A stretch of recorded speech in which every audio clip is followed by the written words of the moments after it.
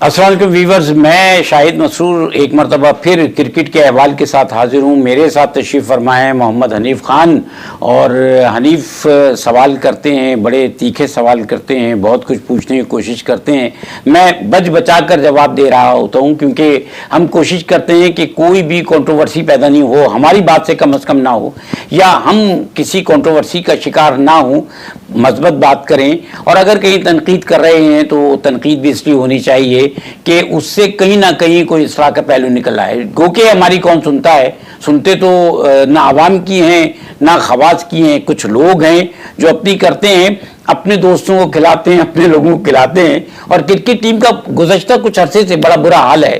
कहने वाले कहते रहे हैं, लेकिन करने वाले जो हैं वो वही कुछ करते हैं जिसका रिजल्ट अवाम की तवक्कुआत के बरखिलाफ होता है।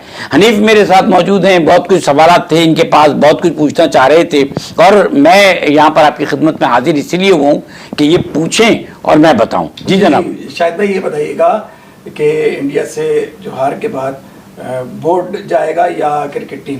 कहाँ भेजना आप इनको? घर। देखें, घर जाना चाहिए, घर तो जाना चाहिए, और घर जो है वो क्रिकेट बोर्ड को भी जाना चाहिए और क्रिकेट टीम को भी जाना चाहिए। एक टीम जो बहुत अरसे से आपको ख़राब कारकर्दगी का मुजाहरा करके दिखा रही है। आप देखें, 2 वर्ल्ड कप इसी कैप्टनशिप में, और जो करता धरता प्लेयर्स हैं वो यही हैं कि जिनके साथ 2 वर्ल्ड कप जो हैं उनमें हमारा हशर नशर ये हुआ है। बहुत ख़ास बात यह है कि अब पाकिस्तानी अवाम बहुत ज़्यादा दिल बर्दाश्ता भी हैं, नाउम्मीद भी हैं। इंडिया के मैच से पहले पहली मरतबा पाकिस्तान की तरफ से शायकीन जो हैं वो कोई बात पाकिस्तान की टीम के हक़ में या उसके जीतने की निस्बत से नहीं कर रहे थे। हमने ये देखा, इस मरतबा ऐसा भी हुआ कि बहुत से लोगों ने मैच के दौरान टीवी लगाया ही नहीं। वो कहते थे हमें मैच नहीं देखना, जब रिजल्ट निकला है तो बता देना। और बहुत से लोग बरबला इसका इज़हार कर रहे थे कि टीम हार जाएगी। बिल्कुल बिल्कुल, ऐसा कभी नहीं हुआ। हाँ, ऐसा नहीं हुआ, ऐसा कभी नहीं हुआ कि लोग जो हैं वो पाकिस्तान की टीम के लिए, पाकिस्तानी शायकीन ये कहें कि टीम हार जाएगी। और इसकी एक बहुत बड़ी मिसाल ये है कि न्यूयॉर्क का जो स्टेडियम है, उस स्टेडियम में इंडियंस भरे हुए थे, पाकिस्तानी बहुत कम नजर आ रहे थे। गो कि वो अपने स्टैंड्स में मौजूद थे, लेकिन उतनी बड़ी तादाद में नहीं थे जितनी बड़ी तादाद में इंडियंस थे।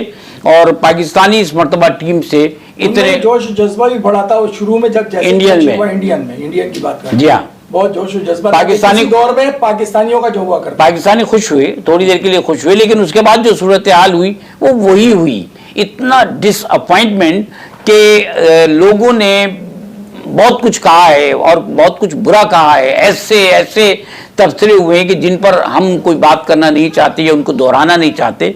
ये इंसल्टिंग था सब कुछ, और इस हद तक किसी प्रोफेशनल टीम को नहीं गिनना चाहिए। जी अच्छा, ये बताइए शाहिद भाई कि वसीम अकरम ने बड़ी सख्त बयान दिए हैं, उस हवाले से आप क्या कहेंगे? वसीम अकरम जो है उन्होंने ये कहा है कि टीम बदल दें आप, और टीम बदल देने से क्या मुराद है? हमने जो इंडिया में वर्ल्ड कप हुआ उसके बाद टीम बदल दी थी, और फिर हमने ये वर्ल्ड कप हुआ तो टीम बदल दी, और वही टीम हम दोबारा लेकर आ गए। आप देखिए ना कि जिस टीम ने इंडिया में आपको रुस्वा किया था वर्ल्ड कप में, वही टीम बाबर आजम की कप्तानी में, और वही ओपनिंग पार्टनरशिप है जो ये टीम खेल रही है। वहाँ पर नसीम शाह मिसिंग थे, नसीम शाह वापस आए तो नसीम शाह ने बताया कि नसीम शाह क्या है।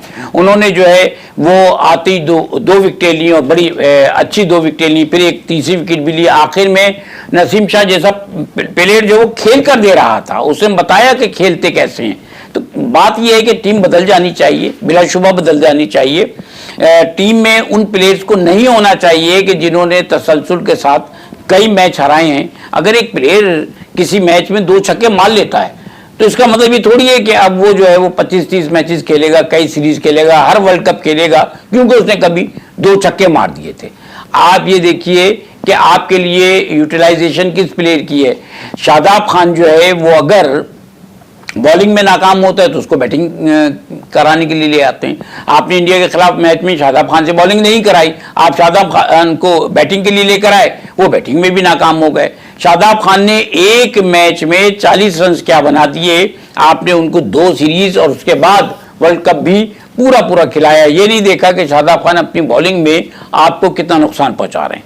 तो शादाब खान है, इफ्तिखार हैं, मैं समझता हूँ कि ये प्लेयर जो हैं वो टीम में नहीं होना चाहिए। और जो सबसे बड़ा ड्रॉबैक है वो ये है कि आप 4 ओपनर्स लेके गए, आप साइम अयूब को, उस्मान खान को, फ़खर जमान को और इसके अलावा चौथा ओपनर जो है वो आपके पास आजम खान, 4 ओपनर्स को आप लेके गए।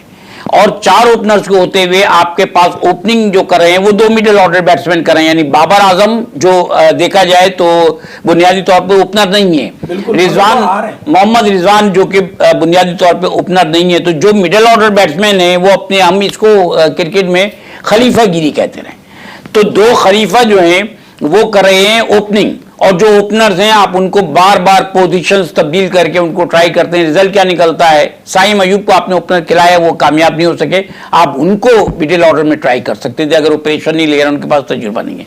लेकिन आपने क्या किया कि आप खुद ओपनिंग कर रहे हैं, फ़खर जमान जैसे प्लेयर को आप ज़ाहिर कर रहे हैं। फ़खर जमान जिनका बैट भी चलता है, जो इस फॉर्मेट के बेहतरीन प्लेयर भी हैं, आप फ़खर जमान को जो है, आज तक कोई फ़खर जमान का जो नंबर है वो सेट नहीं हो रहा है। आप हर नंबर पे खिला रहे हैं, इसका मतलब ये है कि आपने तय कर लिया है कि फ़खर जमान को ख़राब करके आपने टीम से बाहर करना है। कोई एक दोस्त और लगता है पीछे जो इंतजार में है टीम में आने के लिए, और उसके लिए जगह बनानी है। अच्छा, नसीम शाह जो रोते हुए गए तो उससे बड़े तबसरे हो रहे हैं, उस हवाले से शायद भाई आप क्या कहेंगे? देखिए, नसीम शाह का इंडिया पे हमेशा प्रेशर रहा है, और वो प्रेशर इसलिए रहा कि नसीम शाह ने इंडिया के खिलाफ मैचेस जितवाए भी हैं। आपको याद होगा कि नसीम शाह ने इससे पहले भी छक्के वगैरह मार के इंडिया के खिलाफ मैचेस को जितवाया। नसीम शाह ने इस मैच में भी साबित किया कि वो एक अच्छे बॉलर भी हैं, और उन्होंने आखिर में कोशिश भी की।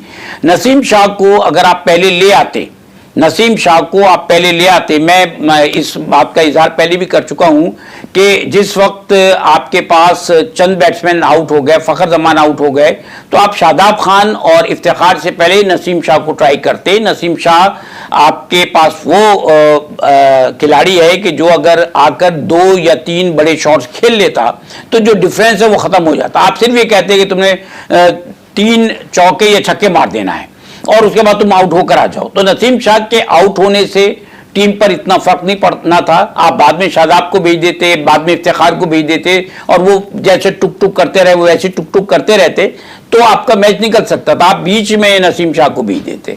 अब नसीम शाह के रोने पर जरा बिल्डअप करके आपने अपने ऊपर प्रेशर लिया हुआ था ना। वसीम अकरम भी कह रहे हैं कि यार ये बताइए कि आपने 10 ओवर तक जो है, 10वें से पता नहीं 16वें ओवर तक कोई चौका नहीं मारा।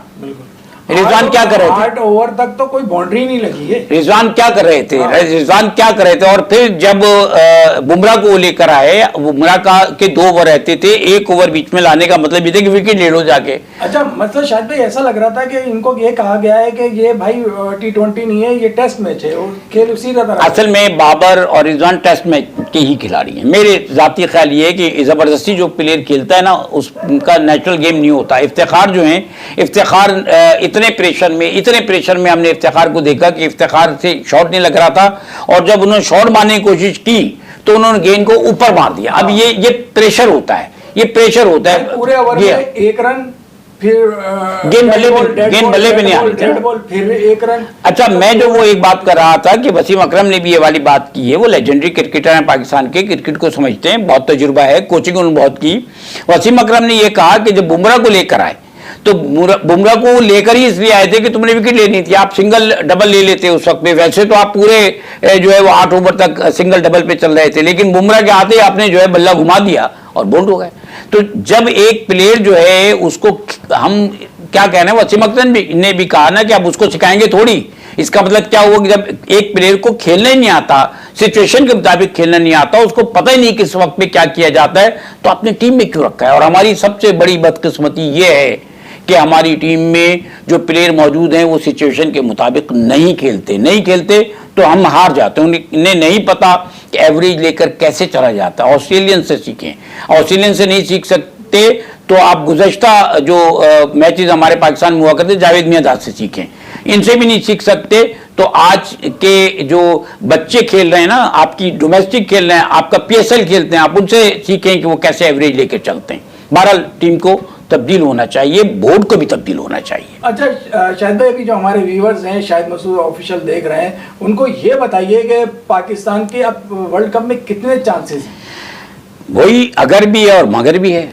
पाकिस्तान और अगर मगर एक साथ चलता है। अब इस टीम को अव्वल तो हम कहते हैं पाकिस्तान की टीम नहीं है, बहुत से लोग कहते हैं पाकिस्तान की टीम नहीं, ये बाबर आजम की टीम है। और ये वाली बात आप देखिए कई साल से चल रही है, कई साल से यही होता है कि लोग कहते हैं बाबर आजम की टीम है, क्योंकि लोगों को पता है कि जो जेन्युइन प्लेयर्स हैं वो पाकिस्तान में रह जाते हैं। अभी आप 2 प्लेयर्स शॉट लेकर चल रहे हैं, आपकी टीम को 2 बैट्समैन चाहिए और 2 बैट्समैनों की जगह 2 दोस्त खेल रहे हैं। आपके पास जो है लाजमी तौर पे आप देखें ना, शादाब और इफ्तिखार, आप इनको जबरदस्ती खिला रहे हैं, ये 2 दोस्त खेल रहे हैं। ये क्यों खेल रहे हैं? इनकी कारकर्दगी आप गुज़श्ता मैचों में बताइए क्या है। शादाब ने एक 40 मार लिया, बॉलिंग बिल्कुल नहीं है, तो आप शादाब को किस कैपेसिटी में खिला रहे हैं? तो आपके पास 2 बैट्समैन कम हैं, आपको 2 बैट्समैन चाहिए, आपको जेन्युइन ओपनर्स चाहिए जिनसे आप ओपनिंग करें। दुनिया भर में यही होता है।